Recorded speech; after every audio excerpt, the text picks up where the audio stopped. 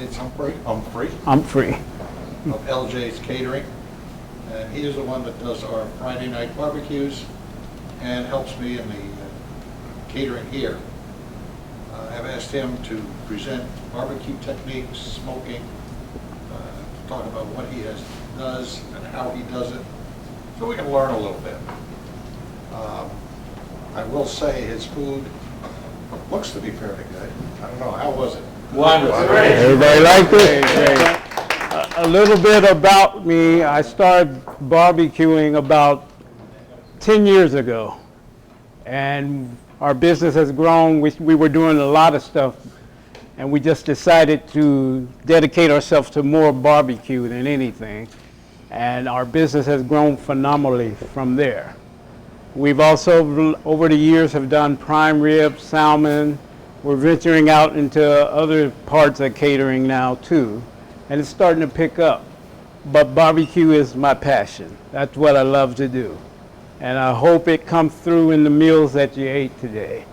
You know, first of all, I want to thank St. Andrews and Father George, Father Potter, and Steve for having me here. It was quite an adventure for us to be hooked up with you guys now, and we're loving it. When I say we, that's my wife, Lisa, back there in the kitchen, who hadn't come out yet, but I'm sure she will. But, you know, barbecue, there is no right or wrong way to do it. You know, we all have our own skills that we bring to it. I just prefer to do things a little bit different than other people. That doesn't make me right, that doesn't make you wrong. It's just my way of doing things. When I was talking to people over here, I was telling them the certain kind of charcoal I use or how I use direct heat. It doesn't make, if you grill direct on your heat, it doesn't make me use an indirect heat. It doesn't make you wrong. It's just a different way. I like to go slower. I like to cook my ribs a little bit longer at a slow thing. That way they don't dry out. You know, if you cook ribs at a high rate, faster, you get drier rib, you know. If you see over here that the ribs were moist, they stay tasty, they were kind of pinkish in color, not because they're raw, but because they're smoked. A lot of people will sometimes say, hey, my ribs, I got ribs from you, and they weren't cooked all the way. They tasted done, but they look pink. And I have to tell people, you know, smoked ribs will give you that pinky taste, but they'll give you that gray ring around. And that's how you tell where they're done. Another way you can tell when they're done is the bone. You can see a little bit of the bone slide out. As the meat shrinks, more of the bone slides out.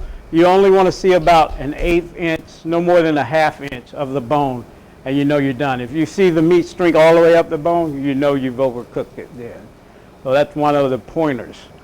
Brisket. How many of you all enjoyed the brisket tonight? Brisket is a slow cook thing. That one cooked 24 hours.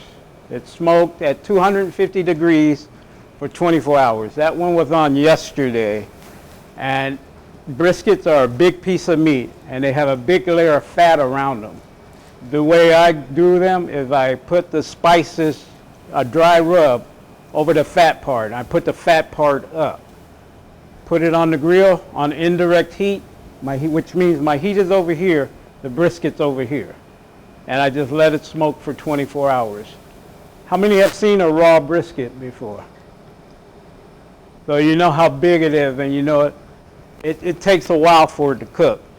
But when you get it off the grill, it's shrank down about 25 to 35% of the size that you had when you put it on. And so that is, a lot of people consider that the hardest meat to cook. It's not the hardest meat to cook, because all you got to do is put it in there and forget it for 24 hours. Make sure you're using a great charcoal. How many use Kingford or Publix? How many use Publix charcoal? Worst charcoal to use. It's the cheapest, and it's the cheapest for that reason. When you use Kingford, you'll notice that it burns longer. You know, you can burn a whole bag of Publix charcoal and use 1/3 of a bag of Kingford for the same meat. You know, it just burns long, and you'll find out that the taste of the public charcoal will end up on whatever you're cooking. If you ever use that and you notice that your meat didn't taste quite right, it's because of your charcoal. I swear by Kingford. That's the only one I'll use now. It's because it's a great charcoal, it's odorless, and your meat will taste like it's supposed to taste. You know, on chicken, the only thing about chicken that I can tell you is try not to dry it out, you know. And chicken is very fine because you can either get it right or wrong. If you don't dry it out sometimes, then people say, oh, you undercooked it. And it's very easy to undercook chicken because it'll look so done. But then when you cut to the middle, you'll find that it's not done.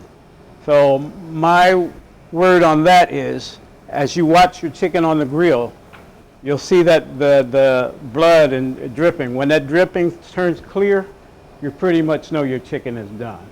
If your chicken still has that bloody dripping coming through, leave it on there, you know, and control your heat.